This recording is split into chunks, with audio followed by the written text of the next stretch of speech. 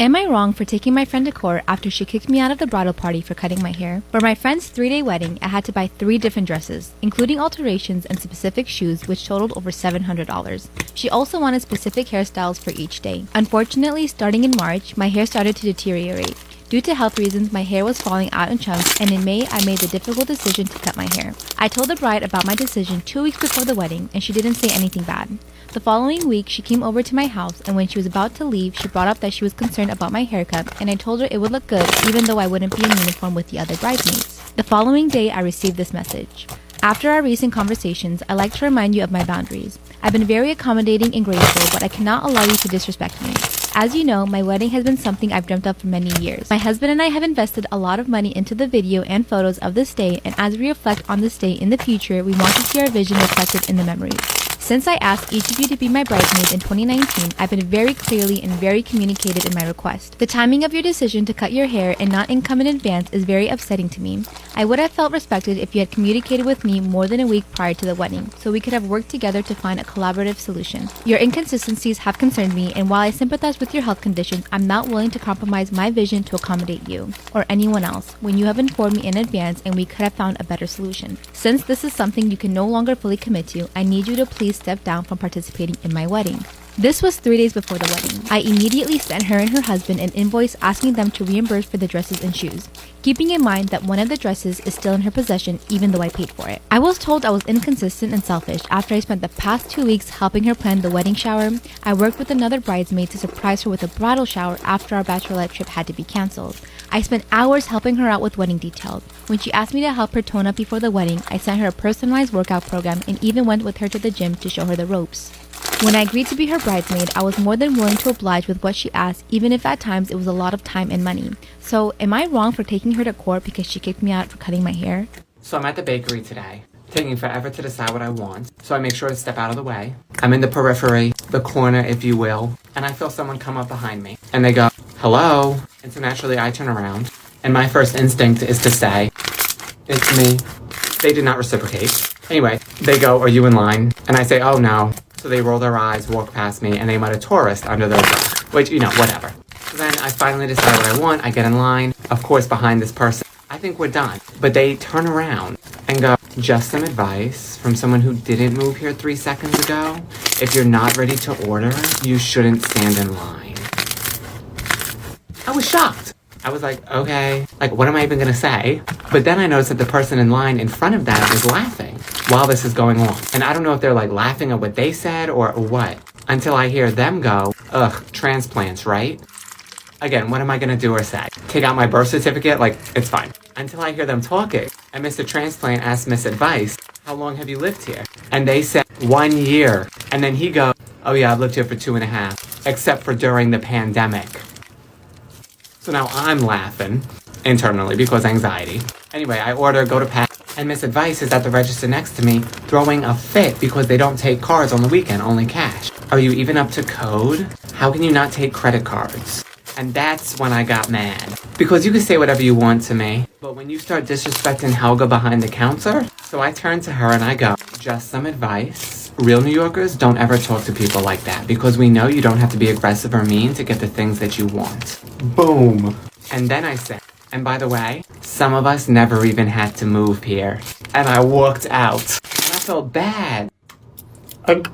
Until I realized I left my donuts on the counter. So I had to go back in and get them. It's okay.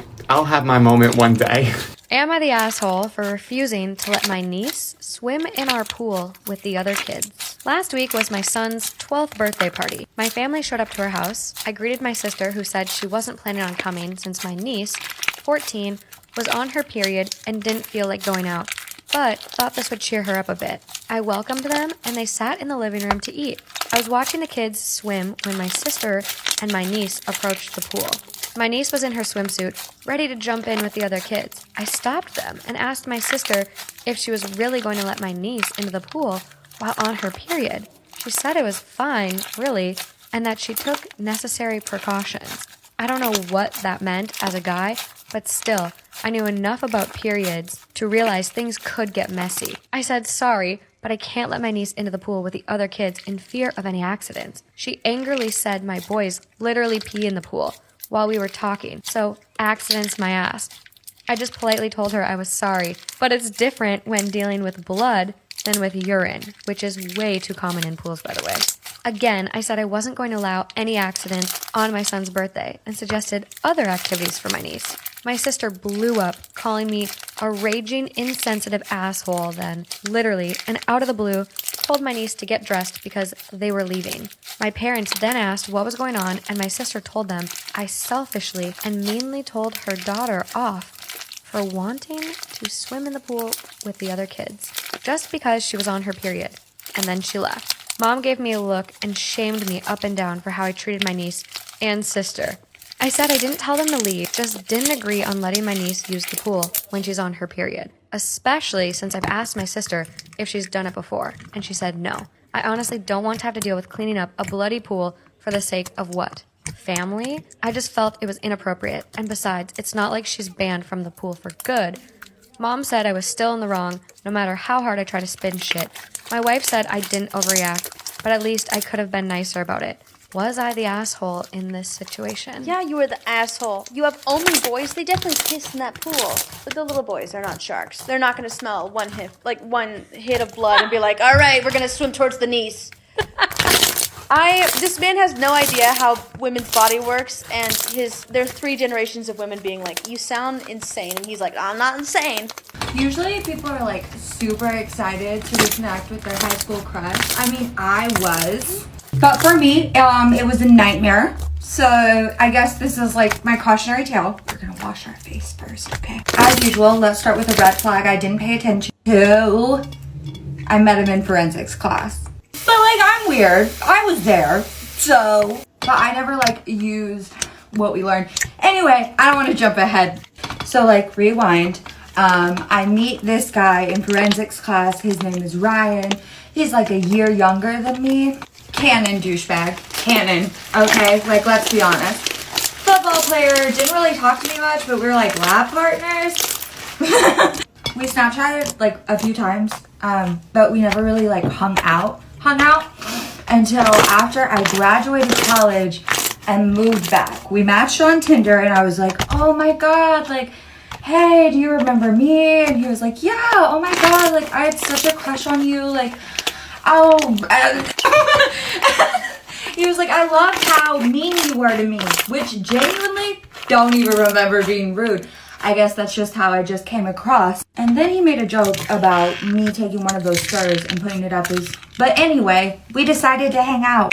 You ever been Manic Pixie Dream Girl? Because I got Manic Pixie Dream Girl against my freaking will.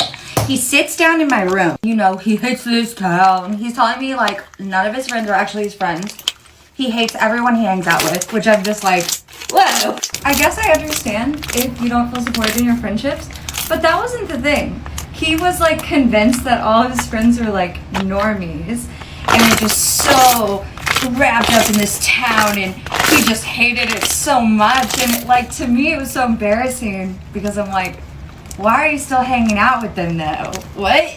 But then he keeps going. He just like won't stop spilling his guts. He goes on to say how much he hates his friend because he takes off his shoes in public restaurants.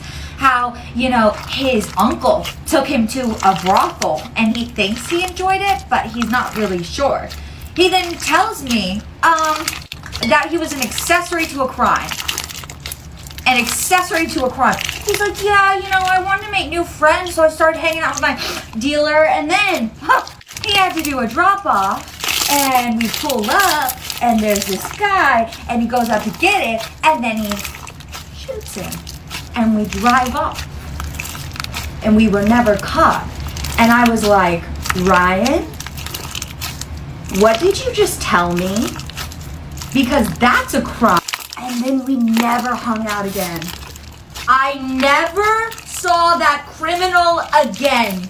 Now, I have been pranked by my friends many times throughout my lifetime, whether it was, throwing something at me, whether it's food or getting a pie in the face, or just basically any kind of prank, okay? Like, me and my friends, we've always grown up, and it's always just kind of been an all-around prank war, right? Well, this one went a little bit too far, okay? So in 5th grade, it all started off as a normal day, okay? I woke up, I got ready for school, I went to school, and on this day, I was very nervous. I was really nervous for a specific reason, okay? My teacher had picked me out of everybody in the class. It was like 30 kids. She picked me to make a speech in front of the entire class about what I've learned that year and what I'll take with me forever from 5th grade. And you're probably like, Austin, why'd they pick you? Honestly, I have no idea. I wasn't like some super outspoken kid. I was always really quiet and to myself. So the fact that my teacher picked me to make a speech in front of my entire class and the teacher about what I've learned was kind of ridiculous. And I just don't get it. But anyway, yeah, I was nervous this day. I had my speech ready. I wrote it in like an hour. It was definitely not motivating or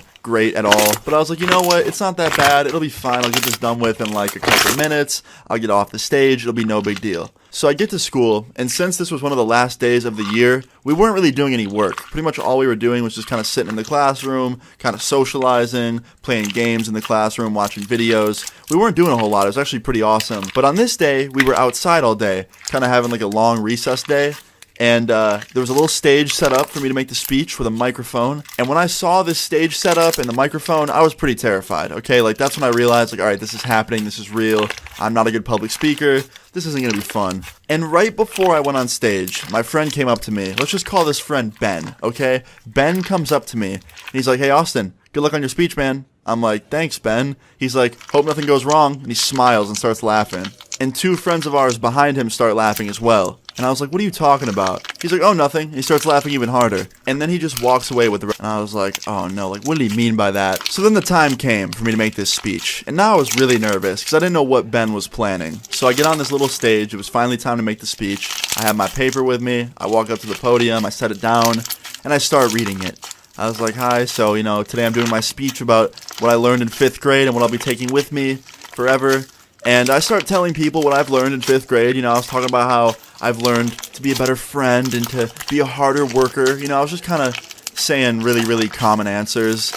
And then I realized something. I look at the crowd of, 30 people, and I realize that Ben is nowhere to be found. And I kind of like start stuttering because I'm looking for Ben and not focusing on the paper. And then before I could even think about where Ben could possibly be, I hear footsteps running up behind me on the stage. And before I could turn around and see that it was Ben, my shorts get pulled down in front of all 30 people.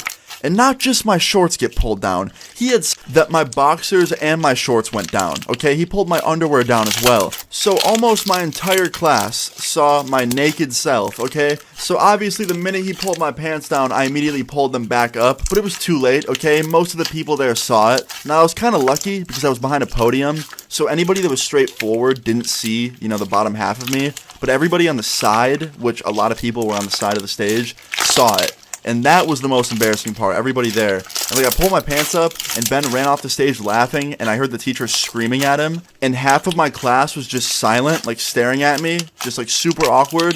And then the other half of my class was just laughing hysterically. So I didn't know what to do. I was so embarrassed and just so confused on what I should do. So instead of just continuing my speech and going on and like finishing it, I just went up to the mic and I was like, well, if there's one thing that 5th grade's taught me, it's that I do not like Ben. And believe it or not, I actually got some people laughing because of that. I actually had a few laughs, which was nice. People weren't laughing at me, getting... I'm here to tell you that crying in front of a stranger is not the most embarrassing thing. It's trying not to cry in front of a stranger. It is so much more embarrassing trying to hold back tears than actually crying. I'll give you an example. I'm in the final rounds of trying to get an affordable apartment in the city, which is so complicated. There's so much red tape, paperwork, and I got a call that there was an issue with my application, so I had to go in for a meeting with the housing specialist, Miss Claudette.